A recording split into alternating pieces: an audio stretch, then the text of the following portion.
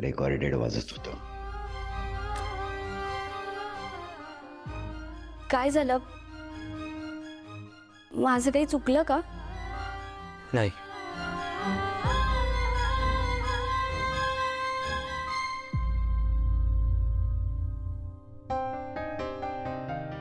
शांत झोपली आमची परी? हो. झोपू दे. तूही झोप. Good night.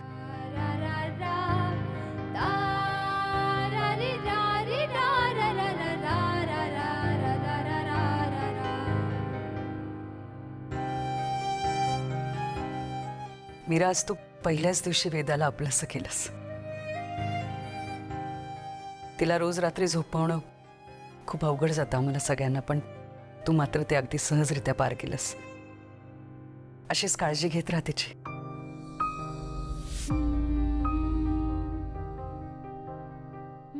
झोप तू पण, उशीर झालाय.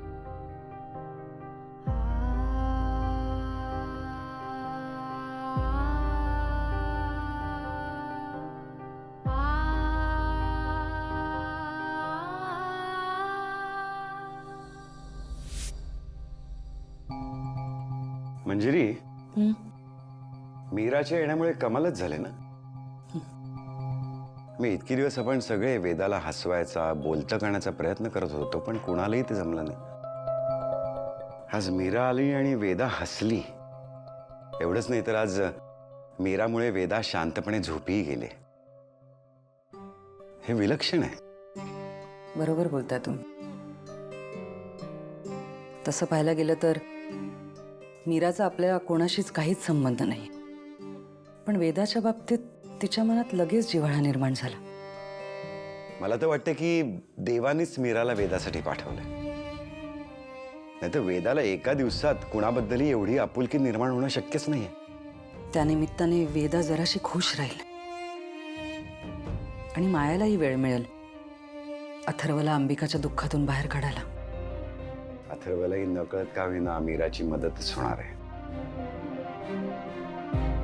अथर्वची आत्ताची मनस्थिती बघता त्याच्यासाठी कुठलीही मदत अपुरीच आहे. अंबिकाला त्या आउट हाऊसमध्ये दुर्दैवी मरण आलं. अथर्व कधी कधी एकटाच जात असतो त्या ठिकाणी, एकटाक बघत बसतो. आपण ते आउट हाऊस रिनोव्हेट करून घेऊया का? नाही, म्हणजे ते आउट हाऊस जळाल्यापासून आपण खूप वेळेला प्रयत्न केला, पण दरवेळेला काही ना काही अडचणीमुळे ते शक्य झालं नाही. आता अथर्वच्या लग्नाच्या निमित्ताने कदाचित हेही काम होऊन जाईल. तसेही अंबिकाच्या सगळ्या आठवणी आपण या घरातून बाहेर काढतोय. ते जळालेलं आउट हाऊस ही सुद्धा एक खूप मोठी आठवण आहे अंबिकाची. आपण ते रिनोव्हेट करून घेऊया. तुला काय वाटतं मंजिरी? काय वाटतं तुला? बरोबर बोलताय तुम्ही. तुम्ही बोलवा कॉन्ट्रॅक्टरला, आपण करूया ते आउट हाऊस रेनोव्हेट. उत्तम. उद्याच बोलून घेतो. शुभस्य शीघ्रम.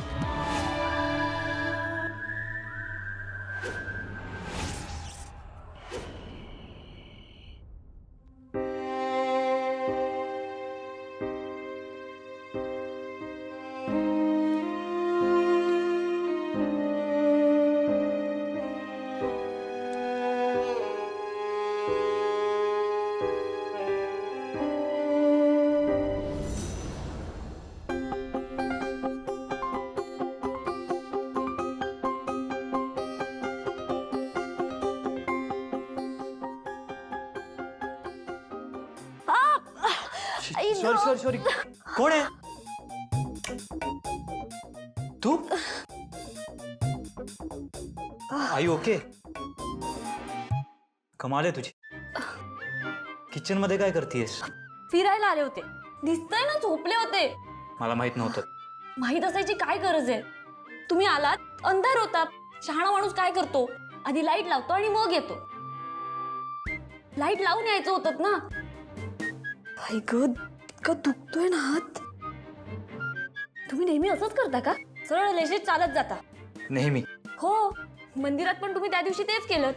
इतकी सुंदर रांगोळी काढली होती मी, त्यावरनं चालत गेलात. चालत गेलो नव्हतो, थांबलो होतो तिथे. मी ओरडले म्हणून थांबलात. आणि त्यासाठी सॉरी म्हणालो होतो मी. काय बाई, 4 डोळ्यात पण दिसत अजिबात नाही. तुम्हाला 4 डोळे, मला नीट दिसतं. ओके, कदाचित तुला कळत नाही की हे किचन, गॅस स्टव, फ्रीज, भांडी, स्वयंपाक करायची जागा आहे, झोपायची नाही. तेवढं कळतं मला. गावाकडे नाही सोचले चालत तुमचे. जिथे जागा मिळेल ना तिथे झोपावं लागतं. मला आर्ग्युमेंट करायची नाही. किचनमध्ये झोपायचं नाही, सिम्पल. असं कसं? बाईसाहेबांनी मला राहायला हीच जागा दिली आहे, मग इथेच झोपणार ना. आईने सांगितलं, मला माहित नव्हतं. सॉरी. असे काय सॉरी बोलायचं ते पण इतकं तुटकपणे. स्वतःचीच चूक आहे, पण काहीच वाटत नाही. आई ग, किती जोरात पाय दिला यांनी.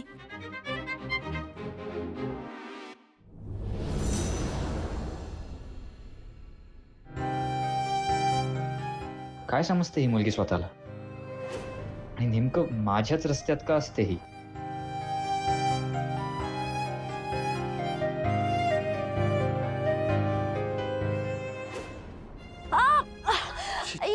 सॉरी. इतकं दुखतोय ना हात. आई ग,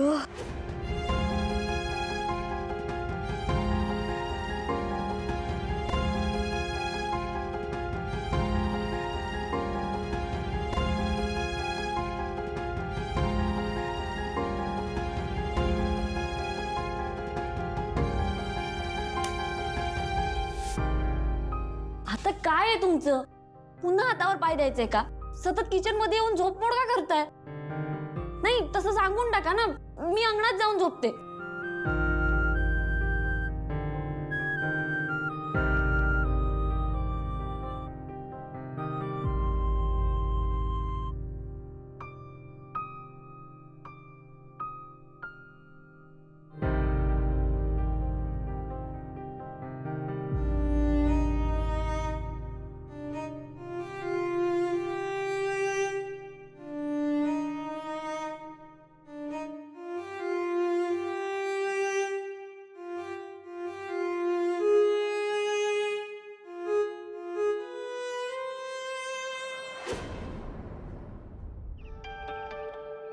साहेब चहा. नमस्कार दादासाहेब, ते रिनोव्हेशनसाठी आलो होतो. मदनने आपलं रिनोव्हेशनचं काम करणार आहेत. हे म्हणजे आपण बंगल्याचं रिनोव्हेशन करतोय. Out house. अच्छा. त्यांना घेऊन जा आणि आउट हाऊस नीट दाखव. आणि तुम्ही नीट बघा आणि नीट काम करा. एकदा सगळी जागा बघितली की अंदाज येईल, मग बजेट सांगतो तुम्हाला. बजेट विचारलं मी तुम्हाला. समजलं? चला.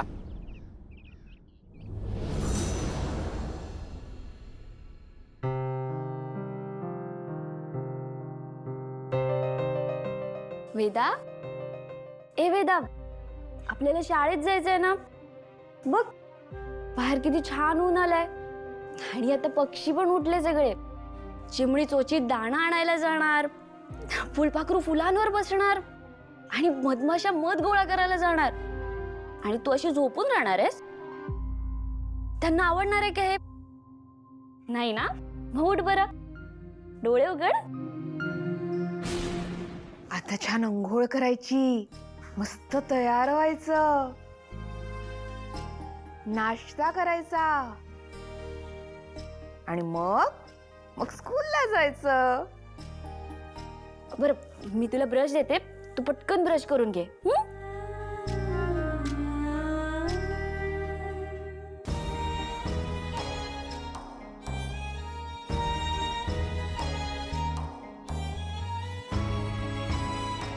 काय झालं वेदा?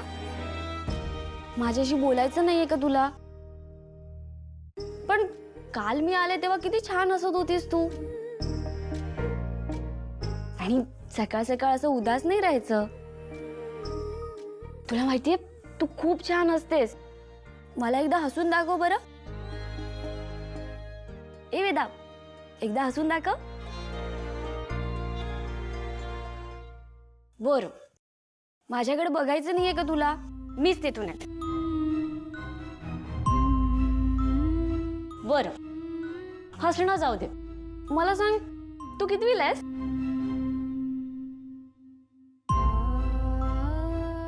मग तुझ्या शाळेचं नाव तरी सांग.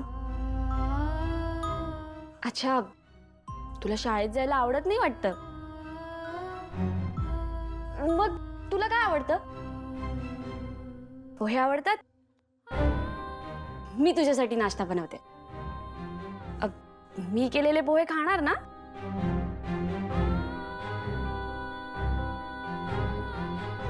वेदा,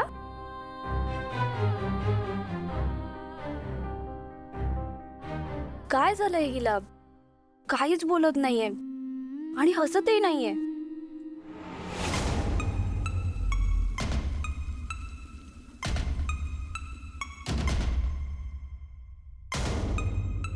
अहो आत्याबाई हाय का? अहो किती काम करणारी एका जागेवर भरून तुम्ही हा? अहो कधीपासून सांगतोय जावा आराम करा. मी हाय की, मी बघतो की त्याच्याकडं. हा जावा बरं, जावा तुम्ही. हा पिर्या, एवढं तरी करू दे की मला. हा म्हणजे मोठ्या मॅडम साहेब माझ्याकडे जर बघितलं ना तर वरडतील मला. काहीतरी तरी काम करताना दिसले पाहिजे ना मी. फुकटचं कोण खायला देणार आहे मला या घरात? अहो असं काय बोलताय तुम्ही? अहो तुम्ही पण मालकी नाही की इथल्या. तुमचा बी हिस्सा आहे या घरात, कंपनीत, सगळीकडं आहे का नाही? मग असं नाही म्हणायचं. हे तुला कळतंय रे पिर्या, पण या घरातल्या लोकांनाही कळलं पाहिजे ना. अरे तू जरा हळू बोला, मोठ्यानं बोलायला जाऊ नकोस. कुणीतरी ऐकलं ना तर मला तर सोडच. तुलाच सगळी कामं करायला लागणार आहे ती. हा हा हा मीरा, काय झालं? तू जाऊन आलीस ना वर वेदाला उठवायला? काय झालं? आवरलं का तिचं? उठवायला गेले होते मी, मग पण ती बोलतच नाही हो. हसत पण नाहीये. अशी कशी हसत नाहीये? काल बरोबर हसवलंस तिला, म्हणून तू तुला इथे कामावर ठेवलं ना, हो की नाही? हो, पण आता ती बोलतच नाहीये आणि माझ्याकडे बघत सुद्धा नाहीये. अरे देवा, आता काय करायचं मग?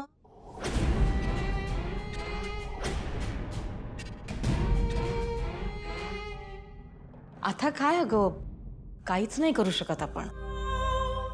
ती कितीतरी दिवस जरा बोललीच नाहीये. म्हणजे मला असं वाटतंय मीरा, तुला आता तिच्या कालाने घ्यावं लागणार आहे. नर्मदा, मीरा आता कायम वेदासोबत असणार आहे. ती गप्प असण्याचं कारण तिला माहिती पाहिजे. हो, खरं तर मी आता सांगणारच होते तिला. म्हणजे माझ्या डोक्यात आलंच होतं, पण वहिनी आता तुम्ही आलात तर तुम्हीच सांगा.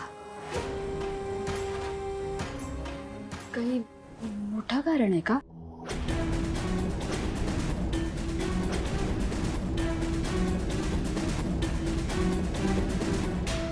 अंबिकाला जाऊन वर्ष झालंय. अंबिका? वेदाची आई, अथर्वची बायको, या घरची सून. तिचं जाणं हा खूप मोठा धक्का होता आम्हा सगळ्यांसाठी. ते दुःख अजूनही आमच्या मनातनं कमी झालेलं नाहीये. अंबिका गेल्यापासून वेदा हसणंच विसरले. काल काय ती थोडीफार तुझ्यामुळे हसली तेवढंच. हसणं तर लांबच राहिलं. ती बोलतही नाही कोणाशी. त्या दिवसापासून ती बोललीच नाहीये. जणू वाचाच गेलीये तिची. या सगळ्या गोष्टींचा खूप मोठा परिणाम झाला वेदावरती. साहजिकच आहे, त्यात त्या लेकराची तरी काय चूक. शेवटी आई गमावली तिने तिची. अंबिका मॅडमना नक्की काय झालं होतं?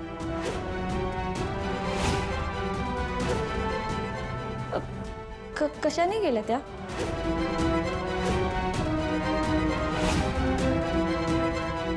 म्हणजे आजारी होत्या का?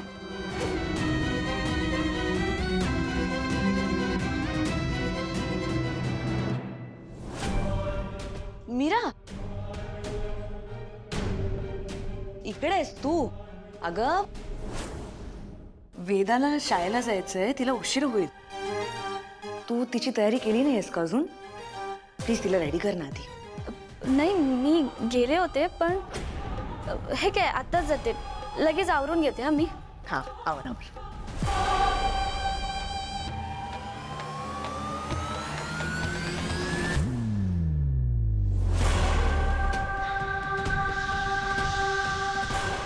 चांगली मुलगी आहे मीरा. Nice girl. हो ना, खरंच.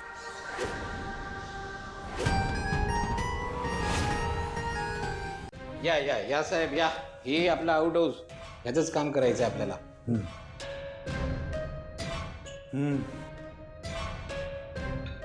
आग लागली त्याला बरेच दिवस झालेले दिसत आहेत. भिंतीचा कोळसा झालाय. मी काय म्हणतो, अरे हा कुठे गेला?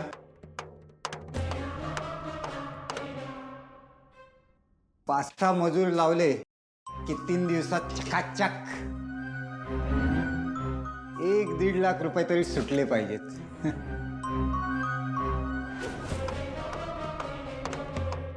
हो, तुम्ही पुढे कधी आलात? मागे होतात ना? काय हो? हो, मी तुमच्याशी बोलतोय.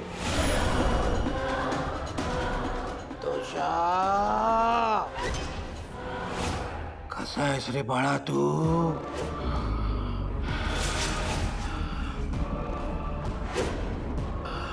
ओळखलं नाहीस का मला? आईला कोणी विसरतं का रे?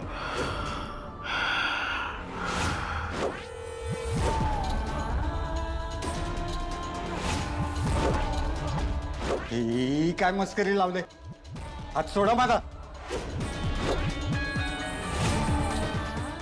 अरे आज आता मी तुला खेळवलं, वाढवलं, पण आईचे मात्र तू चांगले पांग फेडलेस बरं. काशीच्या यात्रेला घेऊन गेलास आणि गर्दीच्या ठिकाणी मला एकटीला सोडून पळून गेलास. माझा सोन्या, माझं लेकरू, संतोषा, थोडं थोडं जीव सोडला मी.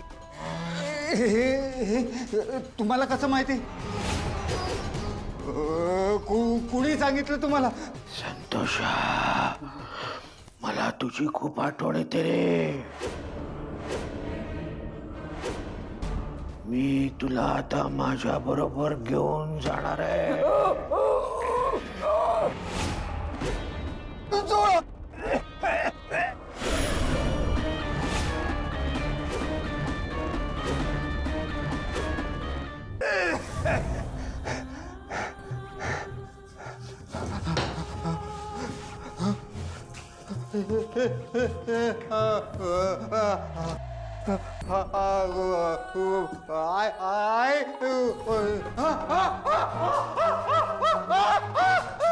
काय झालं?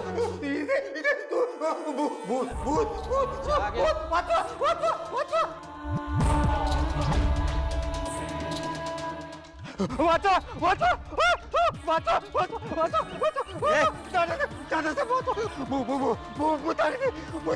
काय बोलतोयस तू? भयंकर भयंकर टाकाली भयंकर.